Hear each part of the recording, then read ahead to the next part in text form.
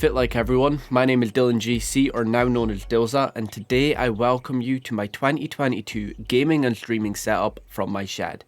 Now, a few people have asked in the past why I decided to have my gaming setup outside in a shed, and basically, it's down to the lack of space I have in my current room.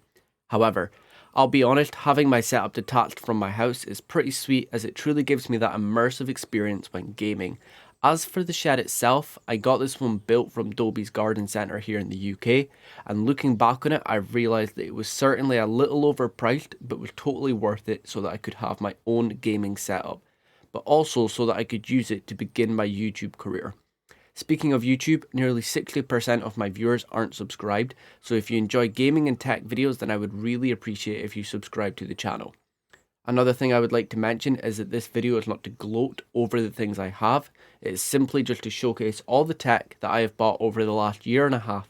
And yes, I know I just did a setup tour 7 months ago, but since then I have completely transformed my setup around, as you will see. Now, speaking of showcasing things, I would first like to kick things off by showing off one of my favourite new items in my setup, and that is of course this brand new 32-inch Toshiba TV. Now, recently I started to fall in love with retro games and consoles, so I got a PlayStation 1 and 2 and realised that I needed something to play them on as both my monitors were not compatible, so hence why I decided to go for the TV. Now, considering I only spent £150 on it, this TV is very good as not only does it have sound built in, but it also has smart features, which means it has YouTube, Twitch, Netflix, as well as many other services built into it. Also connected up to the TV, I have my Nintendo Switch in its docking station, which I am in love with as I'm able to play games such as Mario Kart on a full screen. Next to my Nintendo Switch, I have a printer that was previously in the room, however I moved it into the shed for convenience. On top of that, we have a PlayStation 3, which is also connected to the TV where I can play games such as Skate 3. And just next to that I have my Amazon Echo, which is a must need in my setup as it is so handy to turn everything off and on. And then we have the Wi-Fi extender, as due to me being outside the house I needed a stronger connection to stream on. And then finally on this desk we have an RGB floodlight for some extra lighting. Underneath all of this I have another new addition to the setup, and that is this brand new mini fridge to keep all my drink nice and cold when I'm gaming. Now that the secondary setup is out the way, let's move on to the least tech orientated part of the setup, and that is of course these two 4-shelf standing units that I picked up from Amazon for only £30 each.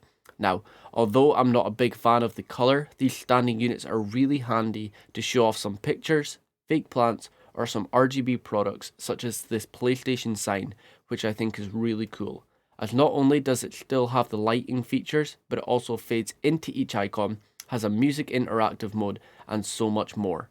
Moving down, we have a classic iron brew bottle with some lights in it, because why not? A signed framed picture of Seth Rollins, and finally a couple of Elgato product boxes. On the other shelving unit, as you can see, we have a fake falling plant, which I also had on the other side to match for symmetry. I also have an RGB neon planet pinned to the wall. And on the shelf itself, I have a framed retro picture, and as you may have seen earlier on, it matches with the other two on the back wall. Moving down, I have a globe lamp, which I picked up from IKEA. For only £8, this lamp is amazing as it can be for being a lamp. However, it's not the brightest, as I do have a smoky bulb in it. However, I really like the overall look of it itself. Moving down, we have a fake plant that I picked up from the range in the UK. And finally, on the bottom shelf, I have an Apple diffuser. Before I move on to the main setup, I just wanted to show off what my webcam sees when I'm recording and streaming. Other than me, of course. And that is these white stick and peel panels. These things are really easy to put on. However, as you can see, I failed. They're not lined up properly, which yes, annoys me every day. Now, on these panels is something that I truly love, and that is of course this framed Harry Potter picture that shows off a complete wide view of Hogwarts in all of its glory. Just next to this picture on the left side and along the top is another new addition, and that is of course the super clean RGBIC Govi Glide. This is very similar to the LifeX Beam, however I really like this as not only is it cheaper, but some of the features are really cool, such as having individual segment control where you can change each individual segment of the glide. Plus, some of the preset scenes are really nice and unique. This Govi glide is also super bright, and at the time of this recording I've got this set to around 25% and have yet to go over 40%, as anything over that is just a little bit too bright for my liking. Now, one thing I forgot to mention before we move on to the main setup, of course, is this Govi Lyra lamp, which sits at the front of my secondary setup. Now, this lamp from Govi is great in so many ways, as not only is it bright, but it has so many different scenes and modes, and changing just a simple color or scene on this thing can seriously switch up the look and feel of the entire setup. Some of my personal favorite scenes consist of natural sky, sunset glow, and aurora. And yes, just like the most other RGB products, this is also can be turned off using Amazon Alexa or Google Assistant. Now, for the part you've all been waiting for, my main gaming and streaming setup in all of its glory. The decision to move the main setup from the smaller desk to this one came from me just adding more and more peripherals and tech over time. In the last 6 months, as you will soon see, I have added quite a bit of new tech to the main setup, and speaking of new tech, let's talk about the latest addition to the setup. That is of course this PC Panel Pro from, you guessed it, PC Panel. Now, I picked up this less than 2 weeks ago, so at the moment I haven't managed to fully set up every dial and fader. However, for the ones I have and used, I am severely impressed with this product. Now, PC Panel actually have two models, with this one being on the larger scale. However, I want to point out that this is nowhere near similar to a Go XLR, as it is simply just an audio controller. However, I think it's definitely very handy for those wanting to control their audio, especially when streaming on the sly. You see, for someone like me, whenever I'm playing a game on my main monitor, whenever I want to say adjust the volume of the game or Discord, I have to come out of the game, because if I don't, then depending on the game that I'm playing, it sometimes crashes. So this PC panel is great for that. Plus it has RGB, and as for the software, yes, it does look very basic. However, it doesn't need to be complex. It just needs to work, and that's exactly what it does. Moving on, right next to the PC Panel Pro, we have the keyboard, which is unchanged from the last setup tour. Now, at the moment, I still love the way the SteelSeries Apex 3 feels. However, due to the gap between the keys, it's very easy for dust and other particles to get stuck in between the keys and underneath them. As you can see, this keyboard does have RGB customization using the SteelSeries app, and although it isn't as bright or looks as nice as some other keyboards, I still really like it, and at the time only cost me around £40 or £50. Next to the keyboard we have our mouses, and yes, I did say mouses, as I don't just have one, I actually got another mouse for Christmas which I use for photo and video editing. But before I showcase the new one, let's quickly look at the one I'm currently using for gaming, and that is of course the wired Logitech mouse, the G502 edition. My opinion on this mouse has not changed since the day I picked it up. I still think it is one of the best mouses on the market considering it's wired. However, I think if I do upgrade it, I'm looking at getting the Logitech G Pro Superlight, as that thing just looks amazing. Speaking of mouses, or mices, however you say it, we have another new addition, and as I mentioned, I got one solely for editing, and that is the Logitech MX Master Wireless. Once again, for being around the £50 mark, this mouse is great. Now, I have tried this while gaming, and I would say that if you're looking on picking up a gaming mouse, then this is not the one for you. This is definitely focused on editing, as you can see with the scroll wheel on the side. And yes, I would definitely say it is one of the comfiest mouse feels you'll get in your hand. All these peripherals are also sitting on the Neon Retro extra large mouse mat from Amazon, which I will leave linked down in the description below, just like everything else mentioned in this video. Just above the keyboard we have a must need for any streamer out there, and I won't dive too much into this as I know you all probably know what it is and what it does, but this is of course the original Elgato Stream Deck with 15 programmable hotkeys, as well as many other if you put them into folders. This thing has saved me so much time while editing like you wouldn't believe, and now that I'm properly getting into streaming, I'm looking forward to pushing this thing to its capacity and seeing what cool and unique things I can do with it. When it comes to audio, I love to have some of the best audio gear out there to feel fully immersed when gaming and watching films. which is why I picked up the Logitech G560 speakers. And in no case are these cheap, but sometimes they definitely feel like it. At time of purchasing these, they were around £150, however have since went up to over £200. And if I'm being honest, they aren't that great. Sure, they're good, but for the price, I honestly expected better. The RGB on them is a nice touch, however, when it comes to sound, it almost feels like they missed the mark. As for the other audio gear that I use, well, these are the Beyerdynamic DT990 Pro studio headphones, and they are amazing. Not only are they great for listening to audio, but they are super comfy and would definitely recommend getting these, as they are only around £100 on Amazon at the moment. Speaking of being fully immersed when gaming, I would definitely say that having a nice comfy chair is a must need, which is why I would not recommend the one that I'm currently using. Now, I said it in the last setup tour 7 months ago, and yes, I probably should have just got a new one, however I decided to give it another chance and I ordered some back pillows and it's still awful.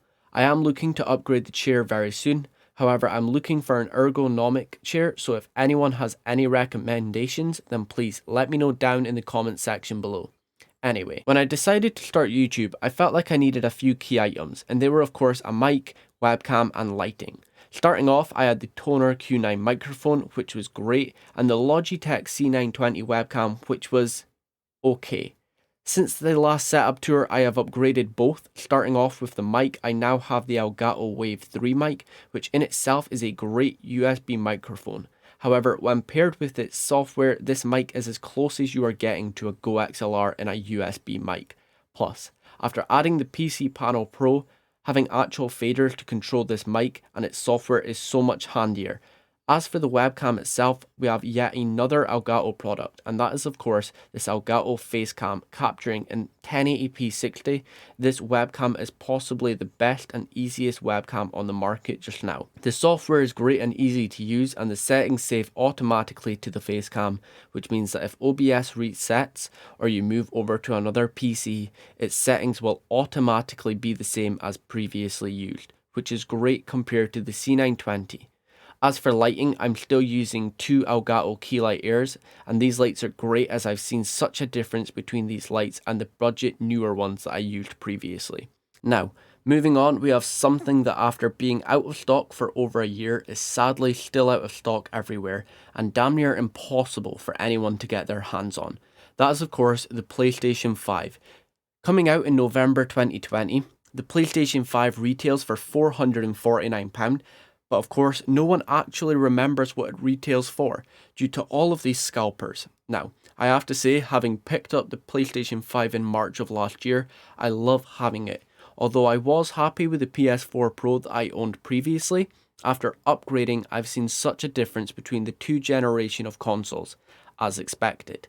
The graphics and gameplay coming off the PS5 are simply amazing, and it truly brings out the beauty of some games, and after playing the demo of the new Matrix game, I'm really looking forward to what the future has in store for the gaming world. On the opposite side of the desk, we have a pre-built MSI PC. I know everyone in the comments are going to be saying pre-builts are bad value for money, however at the time, graphics cards were, and still are, extremely overpriced, and technically it wasn't that bad value for money.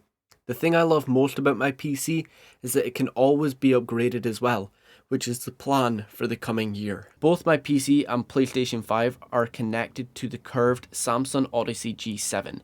In my previous setup tour video, I mentioned that I wasn't a big fan of this monitor for the price, but I have to say that since then my opinion has changed dramatically. I have to say that this monitor is simply just beautiful, and after doing an update to it in the last few months, it has taken the monitor to a whole new level. I'm severely impressed and would definitely recommend. However, if you're looking on picking up a more budget friendly monitor, then the AOC 27-inch gaming monitor from Amazon is a great pickup. It retails for £250, however I rarely ever see it go over £210. It's full HD, 144Hz, and with a 1 millisecond response time, it's hard to be beat in today's market. I personally have mine in a vertical format and love it. The reason I decided to rotate it was due to the fact that when I started streaming, it became so much easier to have OBS open and then just have chat underneath. However, I might be looking to pick up a second AOC monitor to have on the other side for Discord and other applications I may need when recording or streaming. For both monitors, I use an application that I've mentioned before called Wallpaper Engine. It's great if you want to change the look and feel of your setup in just a few clicks. And as I'm currently going through a neon retro theme, I felt customizing my own was the best option for the vertical monitor, and then trying to match it with a wallpaper on Wallpaper Engine's Discovery tab was what I needed to do, which is why I went for this type of look. Now, I don't think I've missed anything out. However, if I have, or you want to see anything else setup related, then make sure to check out my Instagram, which is always linked down in the description below. But until next time, thank you all for watching my 2022 Ultimate Setup Tour. I look forward to chatting and interacting with all of you very soon in stream and in the comments section down below. And of course, if you enjoyed, then drop a like on the video, subscribe to the channel, and I'll see you all very soon.